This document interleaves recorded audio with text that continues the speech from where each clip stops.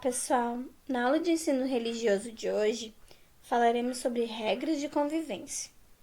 Para cada regra, existe uma razão e uma consequência.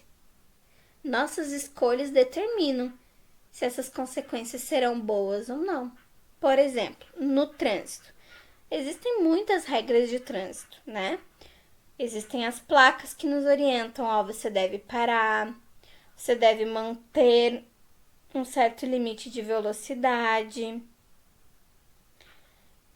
você deve seguir em tal direção, em determinada direção. Todas essas regras no trânsito, elas têm um único objetivo: evitar que as pessoas se machuquem, evitar que aconteçam acidentes.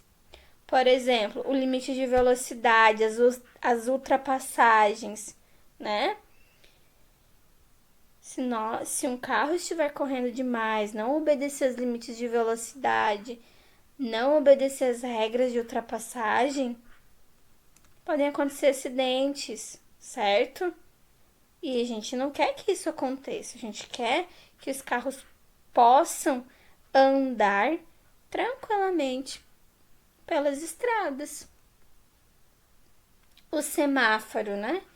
Se você não respeitar o semáforo, sair atravessando as ruas sem tomar cuidado, pode ser atropelado.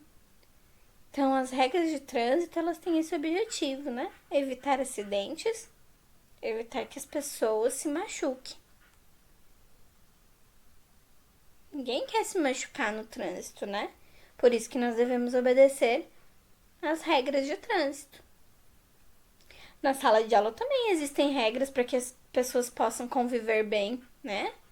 Devemos fazer as atividades, ajudar os amigos, cuidar dos objetos dos amigos, da escola, os nossos objetos. Tudo isso é importante. Não brigar, não gritar, né? Não pode fazer isso. Não fazer bagunça. Todas essas regras na escola também que existem, elas existem por uma razão, para que a gente possa conviver bem no ambiente escolar. As regras para uma boa convivência sempre existiram, desde os tempos bíblicos. Quando Moisés tirou o povo de Israel do Egito, enfrentou grandes problemas, pois era uma grande multidão. Deus o orientou para que estabelecesse algumas regras e assim eles pudessem viver em harmonia.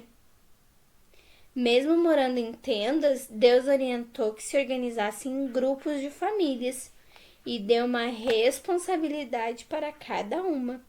Deu regras de higiene para que não tivessem doenças e leis para que os juízes pudessem julgar todos os casos. Então vejam aqui na foto, o povo de Israel ele foi organizado em famílias, que eram chamadas de tribo, de Judá, de Zacar, de Zebulon, certo? Cada grupo de pessoas tinha o seu lugarzinho, ok? Imagine se as pessoas não gostassem não obedecessem as regras. Talvez nem todos gostassem de obedecer as regras, preferissem continuar fazendo as coisas como estavam acostumados, cada um do seu jeito. Mas as autoridades se esforçaram para fazer cumprir as novas leis. E gradualmente o povo compreendeu que valia a pena obedecê-las. Por exemplo, era costume naquela época que os filhos homens recebessem a herança de seu pai. Porém, havia no acampamento 5 moças descendentes de José, cujo pai já havia falecido no deserto. Elas não tinham irmãos e por isso pediram a herança. Assim procuraram Moisés e lhe disseram: nosso pai morreu, não deixou filhos homens, por isso ficaremos sem herança e sem nome do nosso pai. Entregue para nós a herança de nosso pai. Herança é um dinheiro, né? É os bens